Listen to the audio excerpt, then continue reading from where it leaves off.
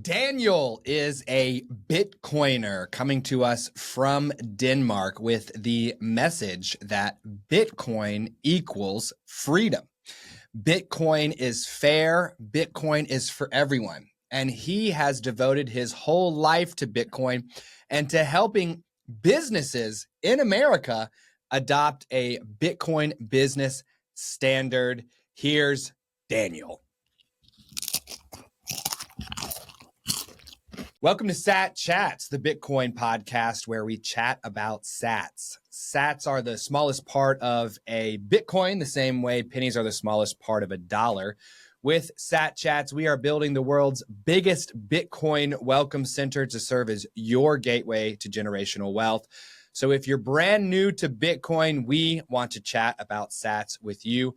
Head to satchats.com to grab your slot in the studio today. I'm your host, Stuart Bitcoin Maxi, who wears prescription sunglasses to protect you and your loved ones from my Bitcoin laser eyes. And I'm your co-host, Chris, founder and CEO of Ithaca, Hummus, proud multi-coiner and Bitcoin smash buyer. Head to YouTube, smash the subscribe button. If you are one of our first 1,000 subscribers, you will be entered to win 1 million sats. You'll become an instant satillionaire. As soon as we hit 1,000 subs, we're going to be unlocking a live show Friday mornings, 10 a.m. Eastern Standard Time. So today on the show, we do have our new friend, Daniel.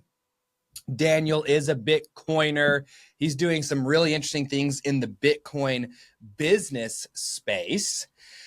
And we're going to jump into his Bitcoin story today, and we're going to learn about sovereign.io. But before we do, Daniel, please help our satillionaires out there get to know you a little bit, my friend. And what is going on, guys? It's such a pleasure to be here. I'm out here in Denmark as maybe the only person in Bitcoin. It's very hard to meet other people from Denmark, but love my American friends. Our company Sovereign is focused on the American market because you guys are the ones making things happen.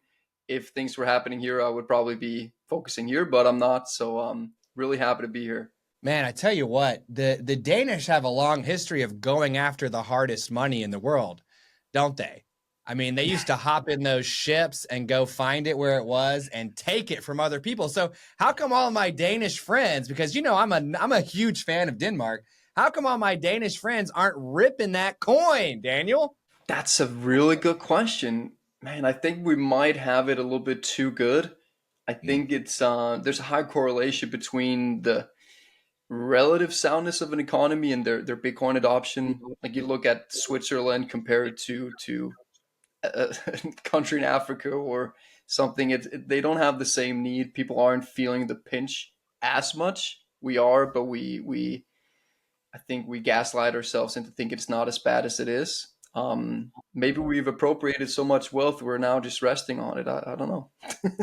So Daniel, where were you? I guess what were the conditions that led to you finding Bitcoin? What were you doing? Where were you? Were you experiencing any pain with your nation's money that led you to Bitcoin? What were the conditions that led up to you finding Bitcoin? Man, great question. I wish I had a good underdog story of like fighting my way out of poverty in South America or something, but it was pure greed back in 2016. I was probably 20 years old. I'm 27 now, coming on 28. And people at my college started talking about crypto. We're like, nobody back then is buying, like no 20-year-old at that point was buying stocks or real estate or anything, but people like the idea of investing.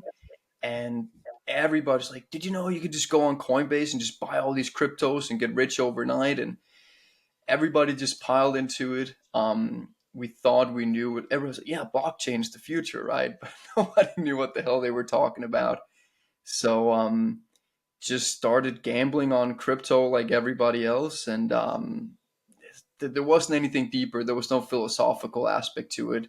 It was just, here's some way to, honestly, it wasn't looking like a get rich quick thing. I've been trying to build wealth since I was 17, 18. That's been my passion, think for the long term. And this was just one way to do it. But yeah. Why have you been focused on building wealth since age 17, age 18? Because that's not necessarily something that a lot of people that age focus on. At Certainly least, not what I focused at on. least not here. Yeah. Right. That's a fantastic question. I mean, it's not to sound conceited, but I met a mentor back then. He was very smart, very wealthy person, and he showed me what life could be if you had wealth compared to, because I don't buy the whole idea that money isn't important. I mean, money is the thing that leads to everything else in life. So if money isn't important, then nothing is important, I guess you could say. So it's like a life lived in poverty and stress and worry and just hardship is not the same as a life where you can live it on your own terms and have a family, travel the world, do the things you want to do. And that really inspired me. I'd never met anybody in Denmark like that. He was in California, of all places. I traveled there when I was 18. And he said, listen, man, if you spend your 20s working, studying, reading, getting smarter, instead of just blowing it away on partying, you'll be so much further ahead in life. You'll appreciate it when you're older. And there's a lot of sacrifice, but you know, your life is long. And if you lay a good foundation, you'll appreciate it when you're 40, 50, 60.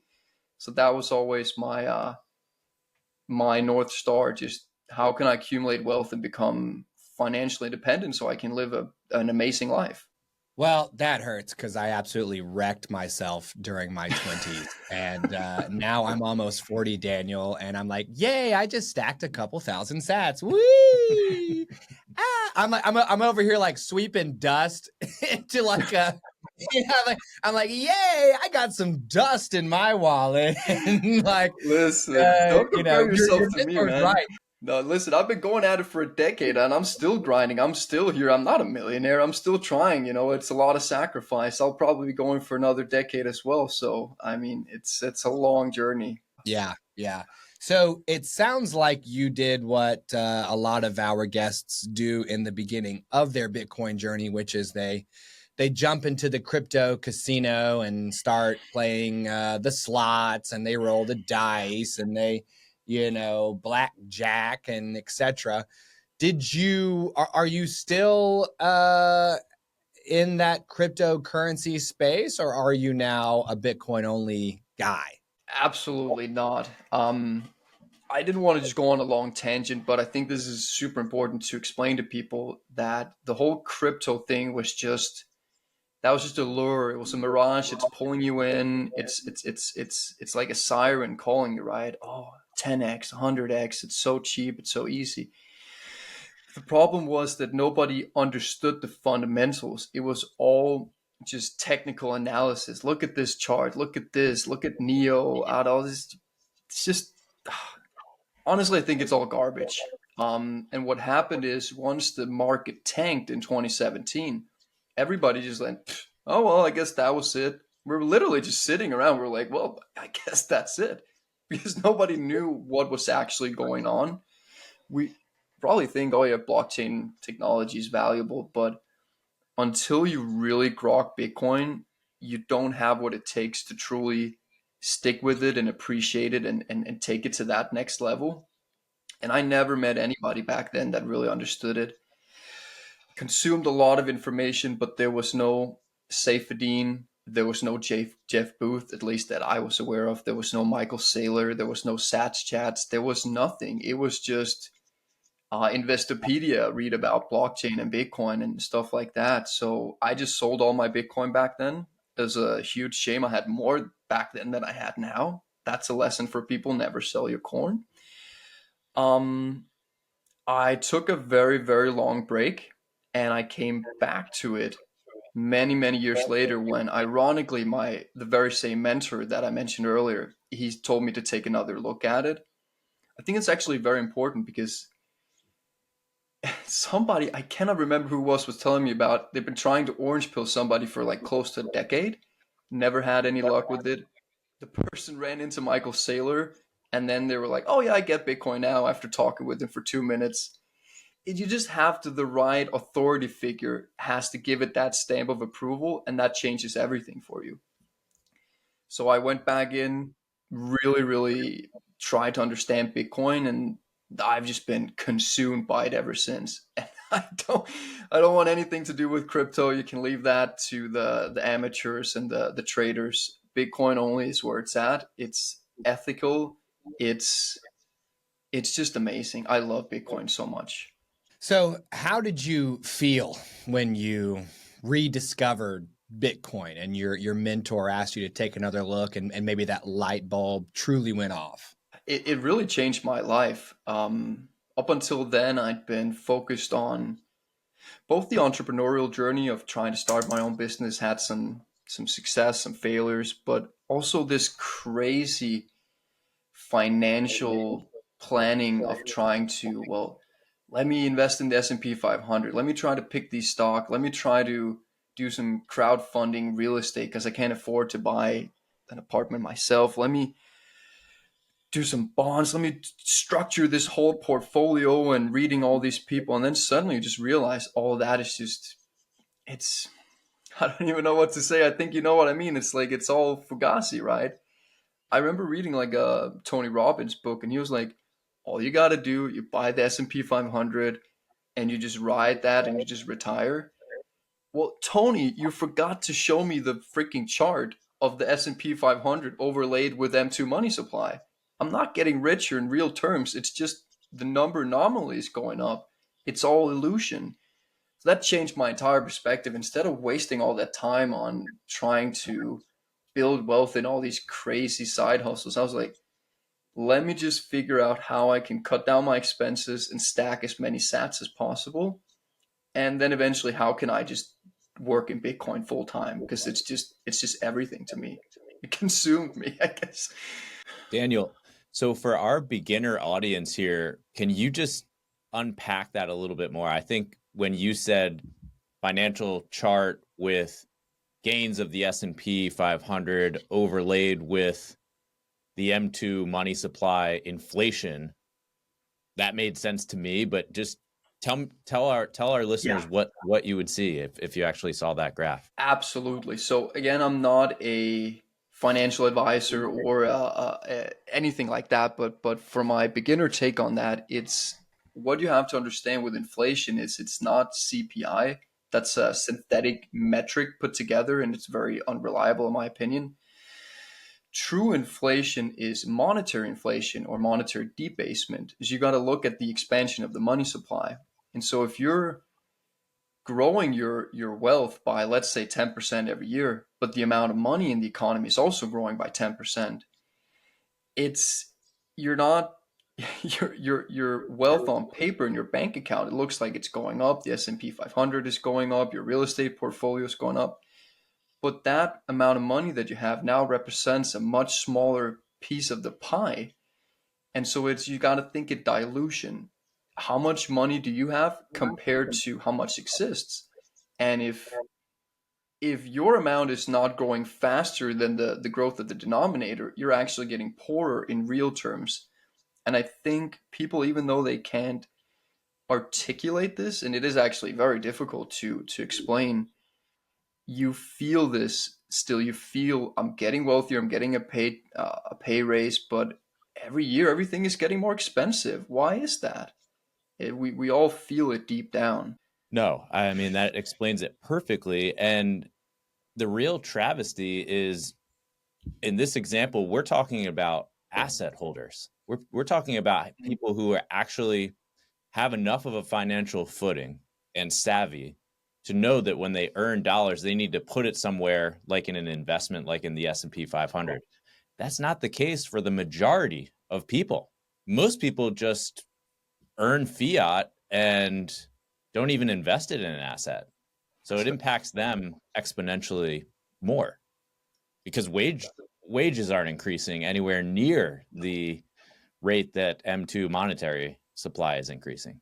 Exactly. I appreciate that you're bringing it down to that level, and really, because we have to speak to the beginners and the average person. It's, the ironic thing is that the fiat system enriches asset holders because that new money creation usually goes into assets, because the wealthy people know how to put their money in assets. But if you're just earning a wage, you are just constantly falling behind in life. It's such a shame because it shouldn't be that way. It should be you earn a living and you're able to grow your wealth or at least sustain yourself. But in a fiat system, you're constantly swimming upstream, or there's a leak in your tank, or you're sailing against the wind. It's whatever analogy you want to use, and that's why I say Bitcoin is ethical, because Bitcoin provides a form of digital property to every person on the planet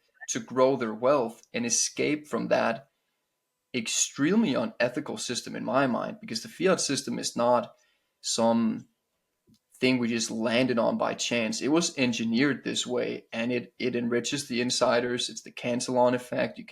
We could talk for hours about this, and Bitcoin is just it's an ethical solution to that, and that's why I say I love it. I've never said I love an investment, but Bitcoin is so much more than investment. It's money. It's hope. It's so many things. So you talked about how Bitcoin has basically taken over your life, and I can identify with that because it's done the same for me. It sounds like you feel very strongly about Bitcoin. What do you think Bitcoin can do for us, for regular people? Right, man. I think what Bitcoin represents, speaking to what you were just saying, it represents a fair system where the fiat system is anything but fair. There are rules for thee, but not for me. There's insiders, there's outsiders. And you said that this money was created for no good reason. I'm sure the people in charge of that, whether that's the Fed or Treasury, whatever, they have in their mind a good reason for expanding credit or doing whatever they do. But it's the road to hell is paved with good intentions, and I do see the point of a fiat system where at the beginning you increase the money supply by 1% and you get an outsized return, because now that can go out and grow the economy. You might grow the GDP, but over time there's diminishing returns on that. And now at this late stage fiat, the US, I mean, you guys are $35 trillion in debt. Is that correct? The, 36. it's ridiculous. I cannot even keep track of how much debt you guys are in.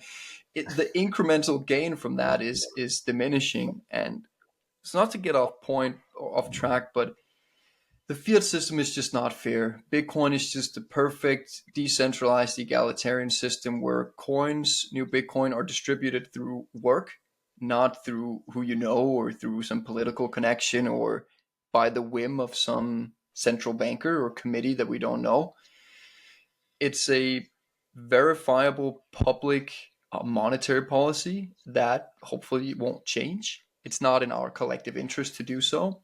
And so it offers a fair form of money, which you could liken it to gold. Like if we all use gold, you can't really manipulate it in the same way. But gold just has so many limitations. It's a rock. It's a piece of metal. Bitcoin has everything that gold represents. Sound money. It's a bearer asset. Is something I can own. I can bury it in my backyard. I can hide it on my bed. But just in a digital form that can now work in the 21st century. And so it's a digital form of gold or digital form of property that gives the same rules to everybody on the planet. And that's why I say it's taken over my life, because that is such a worthwhile mission. The once you understand that, how much it can do for the world, whatever else you were doing, it seems very insignificant because it most likely is compared to Bitcoin.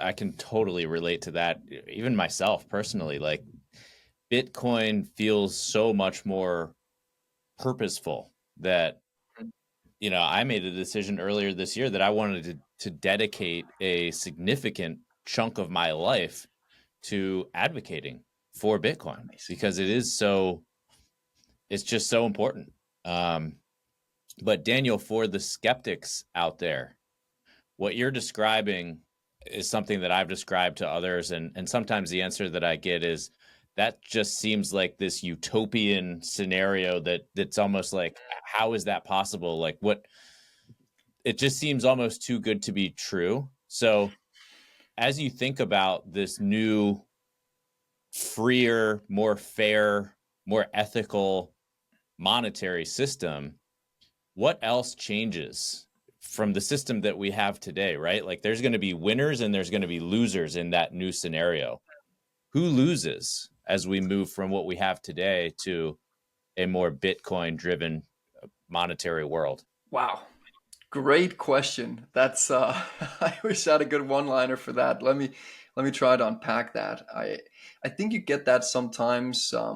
I think my dad said that. He's starting to really get Bitcoin, but he's like, what about all the people that don't buy Bitcoin? What about them? They're going to get left behind. What do you want me to do about that? I mean, that's you have, it's a free world. You have a brain. We all have access to the same information. It's not, I mean, that could sound a little rude, but it's like there's a new technology in the world. Some people are going to adopt it before others. They're going to benefit more than others. I think that's just the way the world works. I mean, whoever starts using gunpowder first is going to kill the people that don't. Whoever uses iron, whoever discovers germs or any technology, electricity, fire, oil, whatever, and to sit around lamenting all those people that didn't adopt that technology after 10, 20 years, what about those people? It's a shame, but I think the rising tide lifts all boats. There are people that will benefit from Bitcoin because they were in early, they did their work, but you have to respect the people that put in the work, and that it takes a warrior spirit to keep something for a decade and just never get rattled out of it, man. It's so hard. Um, but to really address your question more, I think our whole world currently is set up in a way to service a system that was mostly developed 100 years ago. Bretton Woods, the IMF, all of these huge international organizations and systems and credit things. This all exists for a world before the internet, before computers, of course, there's been innovation, but it's a very archaic system, and switching from that over to Bitcoin, but and it's also it's an inflationary system, and Bitcoin is deflationary. So there's going to be some major changes if we move over to a Bitcoin standard in our economy or whatever. It's I could see a gradual transition. We have US dollar backed by Bitcoin and we keep some of the incumbent system, whatnot. There could also be a very tumultuous time where we completely switch over. Honestly, I don't even know. It's yeah, that question is too far out there for me to give a good answer to. I think that's too much for me. Do you think we're heading for a cyber Middle Ages, a long, slow nation state, or a one world government? Wow, love that. I'm really happy I remembered this because everything we're talking about now, when we're looking into the future, has to be in the context of super intelligent AI. And I'm not here to sit here and spin up fanciful stories, but look at the Will Smith video of him eating spaghetti. That was like 2, 3 years ago. In a very short period of time, there's going to be AIs that are so intelligent, they're going to make Michael Saylor look like a freaking monkey. And that is going to change the entire world. And it's going to completely destroy all of our economies because AI, agents, robots, everything. Look at the Tesla robot. I think very soon, Bitcoin and AI actually, they work symbiotically together to save the system. Because if you have a fiat inflationary based system, you have to keep people in work, you have to keep the employment rate low, you have to keep expanding credit, you have to keep consumer spending high. What happens when all the jobs get outsourced to robots and AI? People are not working. The whole idea of like an industrial or service economy completely falls out the window. Well, what if all of that wealth all of that value that was created by these AI was actually accumulating in a sound store of value. So the windfall of all of that wealth and value creation just goes into Bitcoin, and it just raises all of humanity up instead of it just being watered out through inflation and in a fiat system. But it actually builds a solid foundation for humanity. And so all of the fruits of the labor of the AI, it goes in and raises the value of Bitcoin, and gives us something to sleep soundly on. Um, that's a super fascinating discussion. I don't know what you guys think about that. Is that too far out there? I mean, what I think is the people today out in whatever future is next, they're going to be about the same as they are today. You know, the early adopters of new things, you know, generally reap the benefit of that early adoption and that risk Right. scenario, assuming it goes up. The people who are for whatever totally valid reason just not paying attention right now, that's how they are today. That's how they're going to be in the future. Now, that doesn't mean that someone who's not buying Bitcoin today can't benefit from a Bitcoin future like we're talking about. I think they can. They can get in at any point in time in the future and benefit just from a world that is deflationary instead of inflationary and based on credit. I think the biggest, and I'm kind of going back to my question now, selfishly, but I think the biggest losers of this new decentralized monetary state will be the people who are the biggest winners of today's centralized system. I have thought about like what happens if a century from now the world's wealth is in Argentina and El Salvador and Bhutan, not the Western world, because to Daniel's point from earlier, these are the places of the world that are in pain. Yeah. And when you're in pain, you're ready to make a change. So these are the places that are stacking sats, and the individuals, the glad folk of Denmark, are not. And so a century from now, are the Danish going to be hanging out with a central bank digital? They're going to have the digital euro, and it costs, 100,000 euro to get, some donor kebab. But in South America, in El Salvador, and in Bhutan, they've got like Wakanda style future structures. Yeah. Yeah. Well, they're in pain, and they have they have the solution in their hands. Mm-hmm. You got to have both. And that's the problem with the people that Daniel was referring to, is like, you're talking about people who live at or below the poverty line here in the US who are in pain, but they just don't know what to do about it. Mm-hmm. Mm-hmm. That fires me up probably more than anything. And that's one thing I love about our show, is because we can broadcast that signal out and hope that on a channel like YouTube or Spotify, someone in that situation may stumble upon our work and have access to that information to help them get out of that, painful situation. Yeah. And something I'll add to Daniel is I do not know what the future holds. I don't know if we're going into a cyber Middle Ages where some of our centralized forms of organization get broken up into smaller pieces or reorganized along more local, regional lines, or maybe even, things that you're interested in. Or to your point, I don't know if the nation state's going to shore itself up with Bitcoin. Back in 2005, Daniel, when I was studying in Sevilla, in España, I went to their cathedral. They have a huge cathedral in Sevilla. It's beautiful. Talk about low time preference. Talk about a building built off of a hard money standard. But it was so old, like 500 years old, that it was kind of becoming potentially unstable. And I actually watched these construction types effectively stick a needle into the stonework of the cathedral and like shoot a solution into it to strengthen it. It was like it was insane. They were injecting a liquid or a formula or a solvent or a solution into this 500-year-old stone to strengthen it and to help it last longer.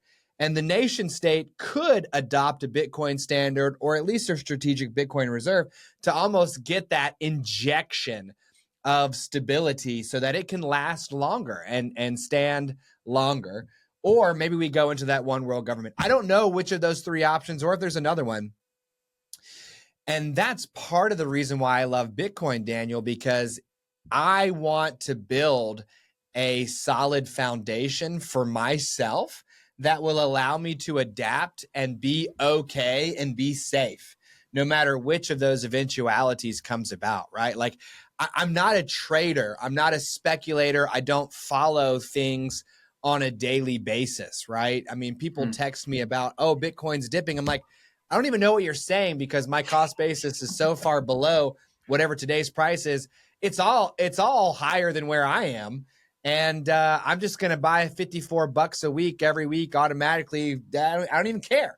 Dipping, whatever you say, boss.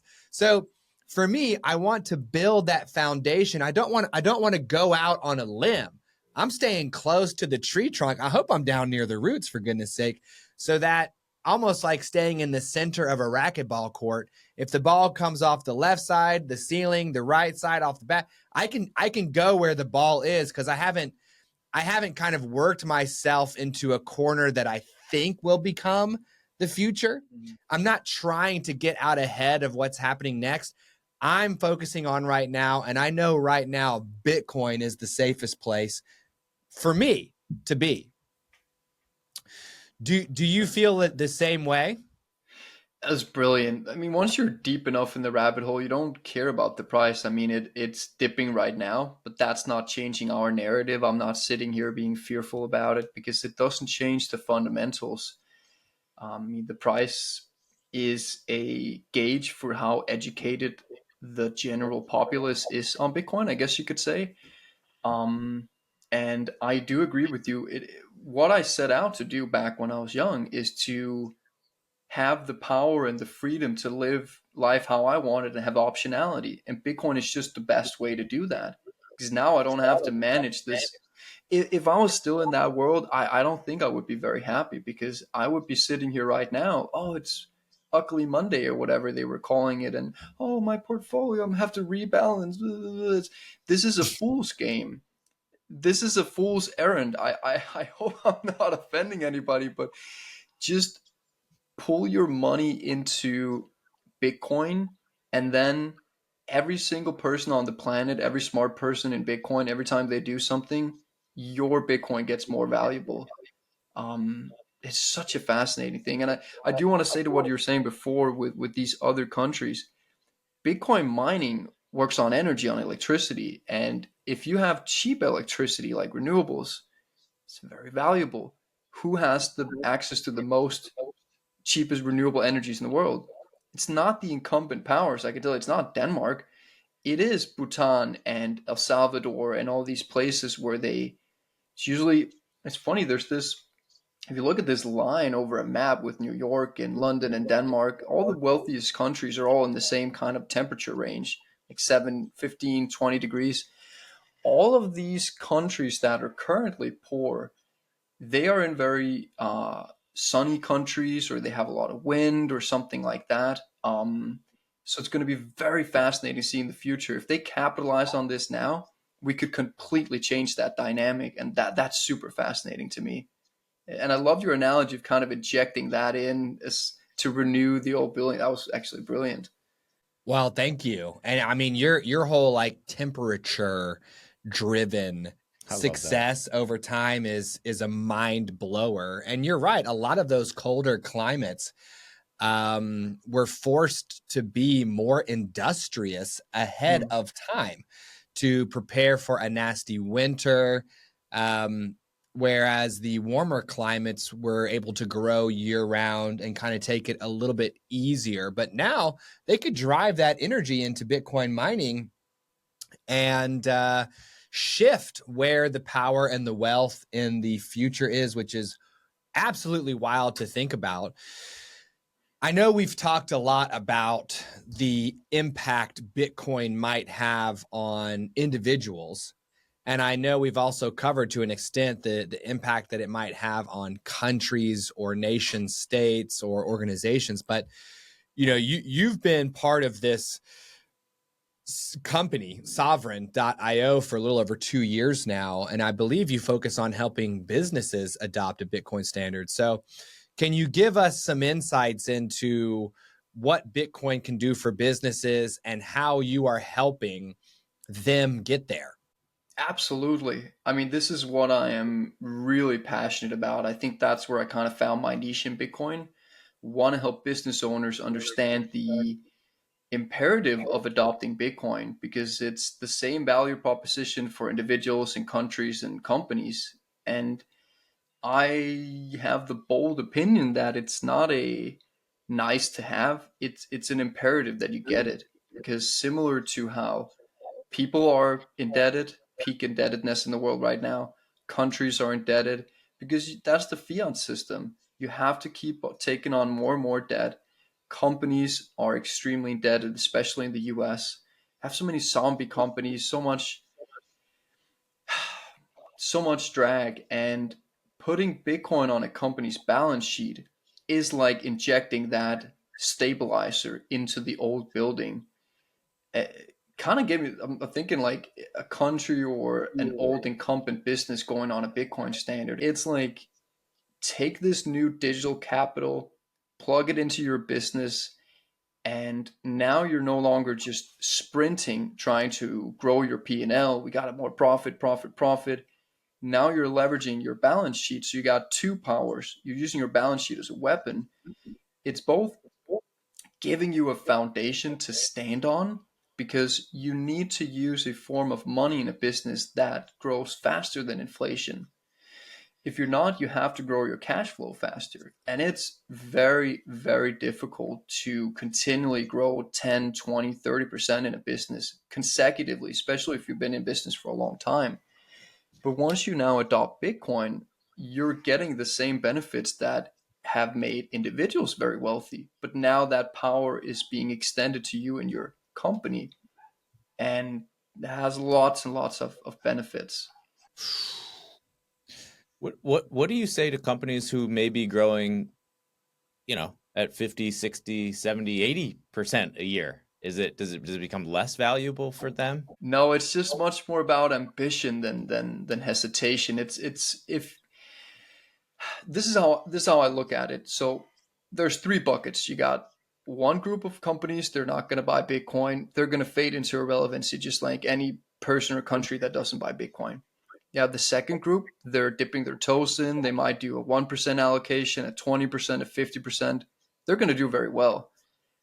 And then there's the new type of company that recognizes Bitcoin as the most important thing and having the humility to actually put Bitcoin above their product or their service, which seems kind of strange, but it is actually very strange. It's very new. These are the strategies, the meta planets, the Semler Scientific, now the GameStops of the world. They recognize Bitcoin is greater than us. We're just a company, we're just a bunch of guys and gals. This Bitcoin thing is so much bigger than us. It's growing consistently. It's only at 1% of its fair market value in some people's opinions. Let's do everything we can to get as much Bitcoin as possible. And if you're growing and you got a lot of revenue, you funnel that into Bitcoin, and before you know it, that's all you're thinking about because the Bitcoin is going to be worth more than your business before you know it. Yes, that is a yes. So I agree with you, Daniel. I think Bitcoin is the greatest thing a business can get for itself. These businesses are working so hard for money, but their money is quicksand. How in the world can you build a lasting company on top of something that is going to shift and sift and eventually suck you down into it, never to return again? So, what is the first step that you would take if Ithaca Hummus were to bring you on board to assist with this transition to a Bitcoin business standard? Man, love that question. It is so fascinating. I think the important thing to understand is it's easy to buy Bitcoin, put it on your balance sheet. You go on Coinbase, you go on River, you buy it, and you put it in your corporate account, and that's it. But that's not the full power of Bitcoin. If we were to work with Ithaca Hummus, we got to understand, how does Bitcoin fit into your specific business? What does your business cycle look like? What does your liquidity needs look like? How is that the seasonality of your business, your industry, all of these different things? Because with some clever strategy, you can really maximize your exposure to Bitcoin and do it in a very intelligent way. It's not just, oh, just lump sum in. You can do that, but there's people much smarter, much more intelligent than me that could do some very clever things to maximize your Bitcoin holdings. So that's the first step. You got to understand how it fits in, how we can maximize it. Then we got to get all the boring stuff out the way. How do we account for it? How do we tax it? How do we store it? All that. That's actually very interesting. But then look, are we just, do you guys just want to put a little bit of your revenue in, or do you want to replicate the sailor strategy? Do you want to like see how much Bitcoin can we put on our balance sheet? That's the big question. And if it's a little or if it's a lot, it's great. It just depends on the situation. Man, you got some eyeballs from the Chad Chris Kirby over here, who is ready to yeet. Daniel, how'd you get on this call, man? How did you get your way onto this call? You can thank Riley. Oh my goodness, dude. Oh wow. Ithaca Hummus each day is gathering unto itself more and more potential energy. And when it finally is released upon the world of Bitcoin, my goodness, we shall see truly a fearsome sight.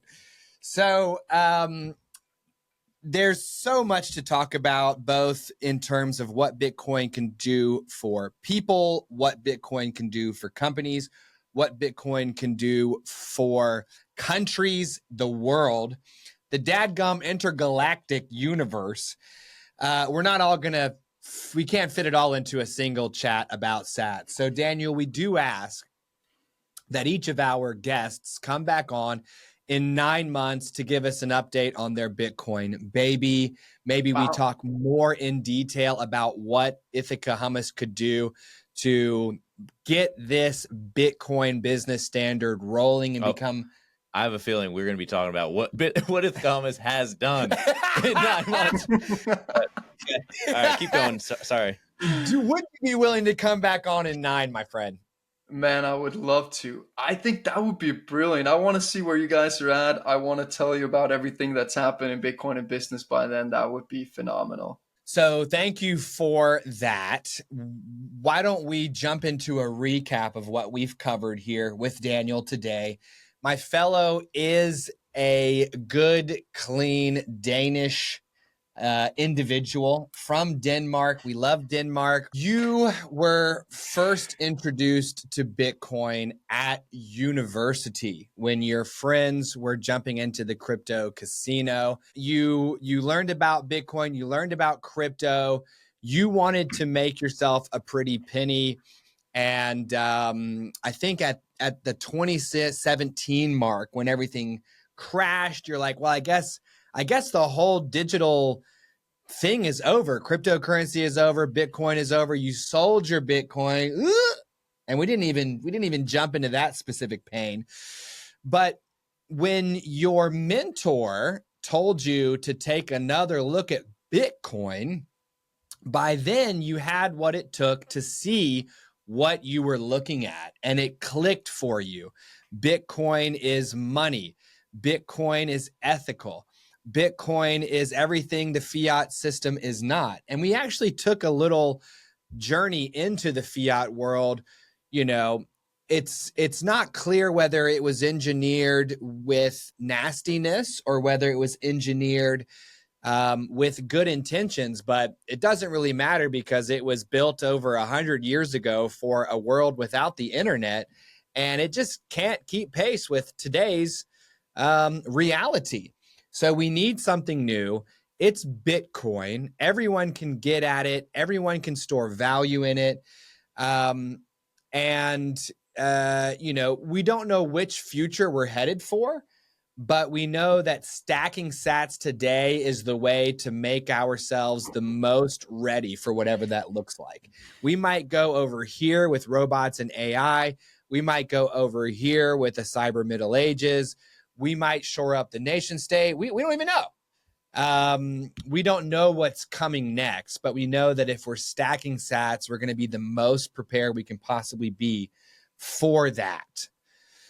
And then we took a dip into this fascinating space of what Ithaca Hummus would need to do to adopt a Bitcoin standard. And I loved that your first step, if Sovereign.io were to pair up with Ithaca Hummus, would be to take stock and to Marie Kondo, get your head screwed on straight. How much money do we have? How much money do we want to put into Bitcoin? How much money do we need to have handy for quick payments?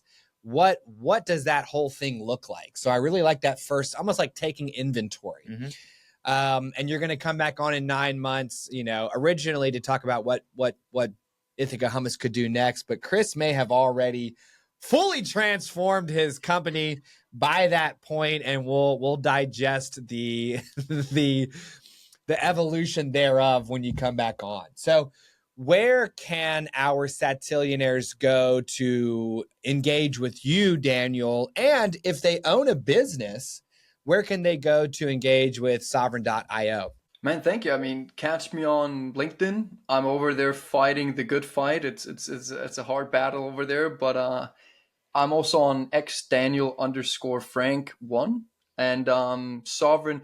It's spelled SOVREIGN.io, so without the extra e in there. Yeah, if listen, we just recognize that companies are going to want to adopt Bitcoin, but they don't know how. It is actually difficult because there's so many new questions to answer. So if anybody needs help with that or they want to take it to the next level, we're there. And whenever Ithaca Hummus pulls the trigger, if there's anything we can do, but we'll be there to share it and make an announcement. That's what happens. That's the underappreciated part of Bitcoin in business. It's the marketing effect. I'll be talking about it. Our whole team will be talking about it. It's just free advertisement. There's a short window of opportunity right now where you can be the first packaged consumer goods company to go on a Bitcoin standard. It's a very brief window of time, and it's going to be over soon. All right, I'll call you when we have Chris, put your cell phone number in the comments. Y'all can't eat for the people who are listening. You know, for number 44, Evan, you're in your car right now. You can't see. Chris is like vibrating with energy right now, Evan. He's like literally like, I feel like I might be currently exposed to dangerous levels of Bitcoin radiation where like I'm going to have to go into a chamber because this guy's ready to roll. So let's get ourselves some Ithaca Hummus so that we can have the good, clean, whole food driven calories we need to make these kinds of historic decisions, right? So what flavor did Daniel choose today here? Yeah, Daniel filled out his pre-screen form and selected the jalapeno lime. Ooh, such a good one. Man, I wish I was there to taste that right now. That's such a bummer. All right, so today we're holding our tryouts for the best chip complement that goes with obviously the Buy the Dip sponsor here on Sat Chats. And today we've got Wasa. Wasa, Bitcoin. Wasa. Wasa is a Swedish cracker. We've got the sesame and sea salt flatbread. And if you take a look at it, it's kind of got like this rustic kind of oven baked. Yeah. You know, the I guess that's flour on there. I can actually see there's like some salt that's right there on the cracker still, which I love. I'm a big salt guy. Got the dotted lines like we're driving down the road. So let me grab some of this jalapeno lime. Very popular flavor. Probably has appeared the most on the show. Yeah, I think so. I'm going to serve as your taste buds here today, Daniel. Here we go. Yeah,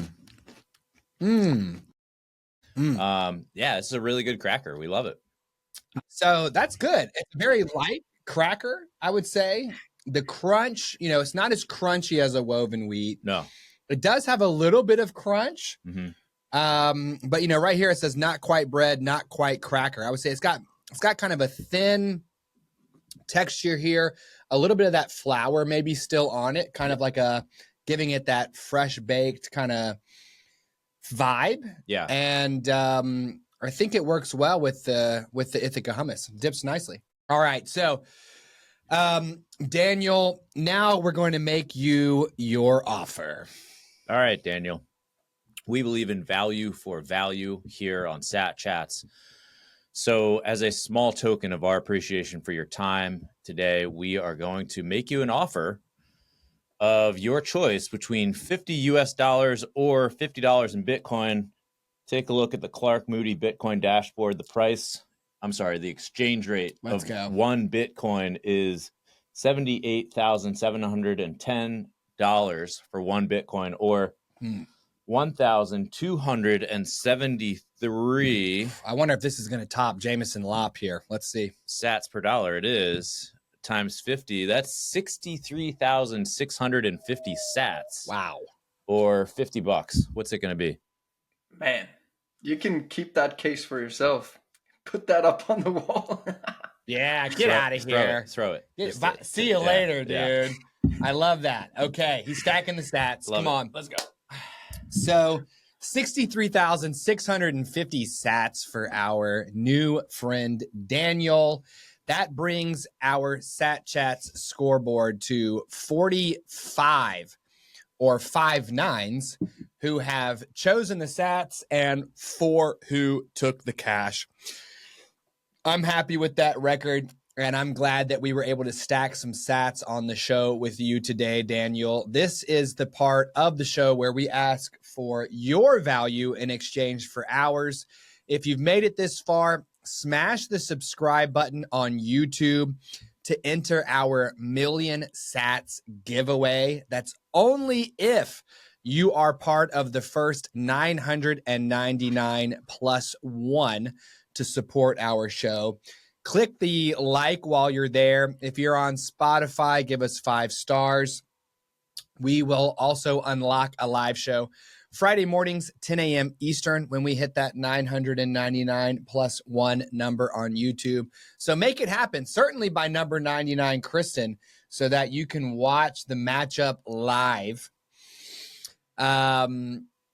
And if you want to support our show directly, we now have on-chain Bitcoin and Lightning addresses in the show notes for you. If you're way down the rabbit hole and you love us and you already know all about Lightning, just pull out your phone. It's satchats@getalby.com. You can zap us right now while you're hyped.